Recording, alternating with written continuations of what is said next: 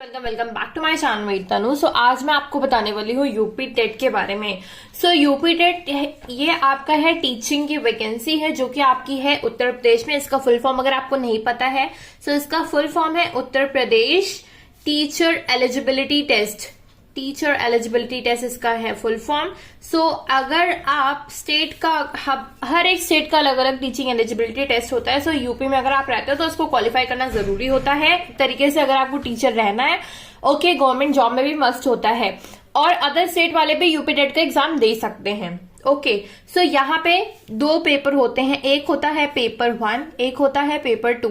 जैसे कि आपने देखा होगा सीटेट का वैसा ही तरीका इसमें बस सेम पैटर्न तरीका थोड़ा बहुत इसमें रहता है, बट थोड़ा सा टफ रहता है ये। तो इसमें अगर हम देखते हैं ये आपका रहता है प्राइमरी के लिए। तो ये प्राइमरी की वैकेंसी के लिए होता है 1 to 5 वाला। और ये आपका रहता है जूनियर वाला, जूनियर के लिए रहता है मतलब 6 to 8 क्लास के लिए ये रहता है आपका।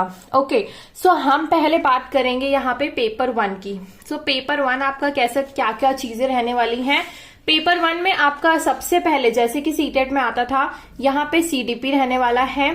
फिर सेकेंड है लैंग्वेज आपका जो कि हिंदी आपकी मस्ट रहने वाली है, ठीक है। फिर थर्ड आपका लैंग्वेज है इंग्लिश या कुछ भी आप ले सकते हो, संस्कृत हो गया या कुछ भी, आपके पास बहुत सारे ऑप्शन है, आप चेकआउट कर लीजिएगा नोटिफिकेशन जब आएगा, ठीक है। फोर्थ नंबर पे आपका सेम चीज रहती है, यहाँ पे रहता है मैथमेटिक्स।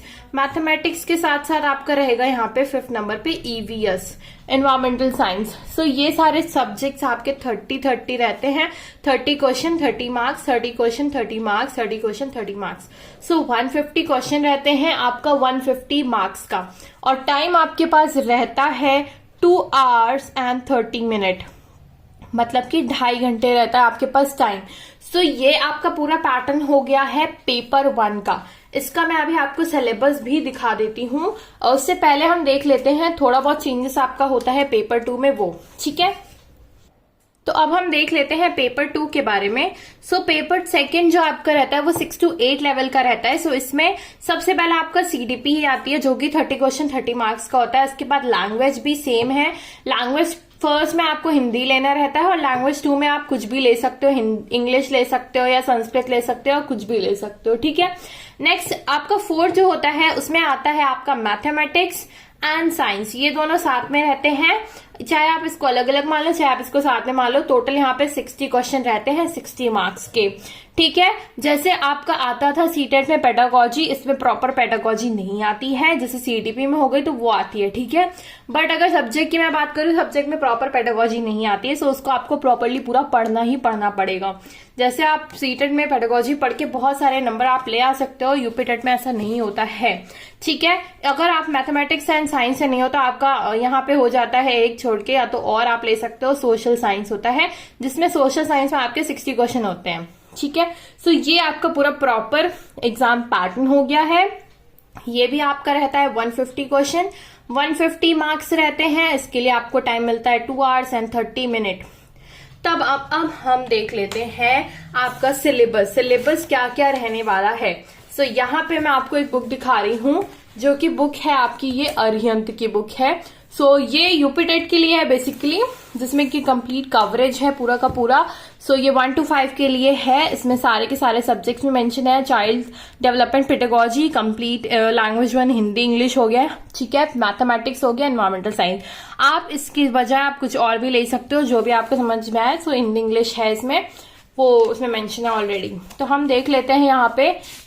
तो यहाँ पे हम कंटेंट पे जब हम चलते हैं कंटेंट में सबसे पहले यहाँ मेंशन है कि सॉल्व पेपर आपको दिए गए हैं। सॉल्व पेपर में आपका है यहाँ पे जनवरी 2020 का है आपका पेपर, इसके बाद 2018 का है। सॉल्व पेपर आपका अक्टूबर नवंबर, मतलब एक जितने बार भी यहाँ एग्जाम हुए हैं तो उतना आपको मेंशन है यहाँ पे, ठीक है। अब हम एक एक करके सारा का सारा एक बार सिलेबस देख लेते हैं।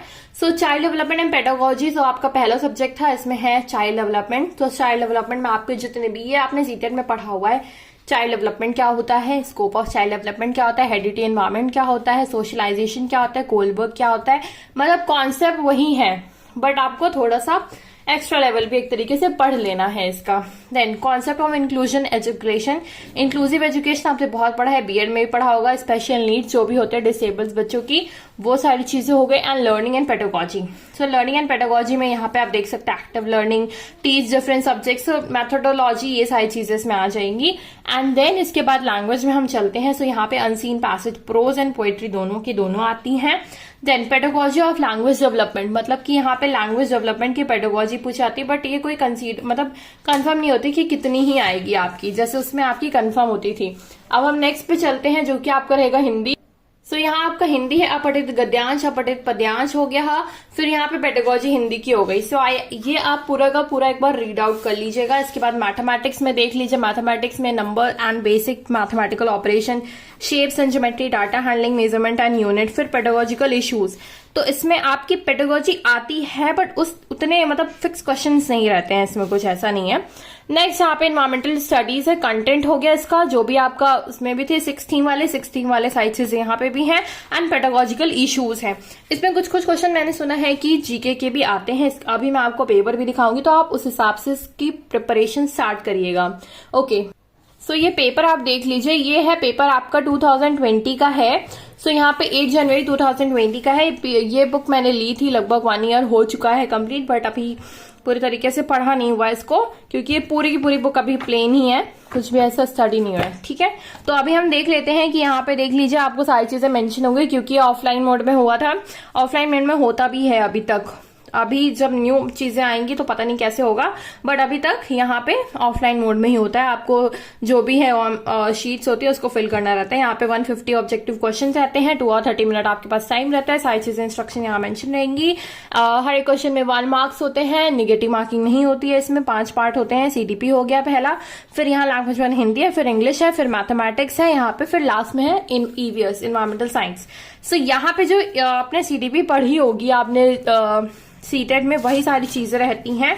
अभी हम देखते हैं यहाँ पे हिंदी में कुछ क्वेश्चन ऐसे मैं आपको दिखा रही हूँ। सो हिंदी में आप देख लीजिए, यहाँ पे है प्रयोजन, प्रयोजन का समानार्थी शब्द है नहीं है, ठीक है, ये हो गया। तो ये सारी चीजें देखिए। अब ये क्वेश्चन देखिए आपका आ जाता है, तुलसीदास के रचनाकार हैं। सो ये सारे क्वेश्चन तो आपको ध्यान में रखना पड़ेगा कि किसके हैं तुलसीदास जी, ठीक है। यहाँ पे ग्रामर बहुत ही ज्यादा आती है आपकी, यहाँ पे आप बता नहीं सकते हो कि आपको पेडागोजी कहाँ दिखाई दे रही है, क्योंकि पेडागोजी उस तरीके से आती ही नहीं है। यहाँ पे एक क्वेश्चन आपको दिख रहा होगा, यहाँ पे उपचारात्मक शिक्षण की सफलता निर्भर करती है, तो किस पे निर्भर करती है, तो ये आपको पता होना चाहिए। ऐसे ऐसे क्वेश्चन यहाँ पे आने वाले हैं। यहाँ पे ये हो गया आपका गद्यांश हो गया, और यहाँ पे एक पद्यांश दिया हुआ है जो कि आपको पढ़ के सॉल्व करना रहेगा। इसके बाद अगर मैं आपको मैथ्स की बात करती हूँ, सबसे पहले मैं मैथ्स आपको यहाँ दिखा देती हूँ। मैथ्स में देख लीजिए, यहाँ पे भी इक्वेशन वाले क्वेश्चन है, ये सारे के सारे आपको सॉल्व करने वाले क्वेश्चन गिवन है।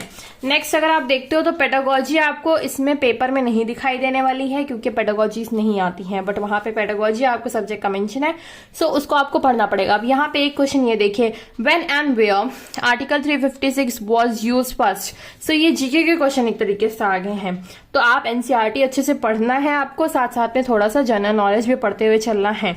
यहाँ पे कुछ क्वेश्चन है आपके जो लेवल है, state board of Uttar Pradesh, तो ये जिनको पता होगा तो वो तो लगा ही लेगा तुरंत ही, ठीक है। Which tax can be impose by नगर निगम, तो ये सारी चीजें होती हैं, बट आपको ध्यान में लेके चलनी है कि कैसे कैसे है। मैथमेटिक्स का आपका प्रॉपर है, देखिए यहाँ पे भी सारे के सारे न्यूमेरिकल्स हैं, एंड यहाँ पे भी आपके न्यूमेरिकल है, पेडागोजी का कोई भी नाम निशान नहीं है।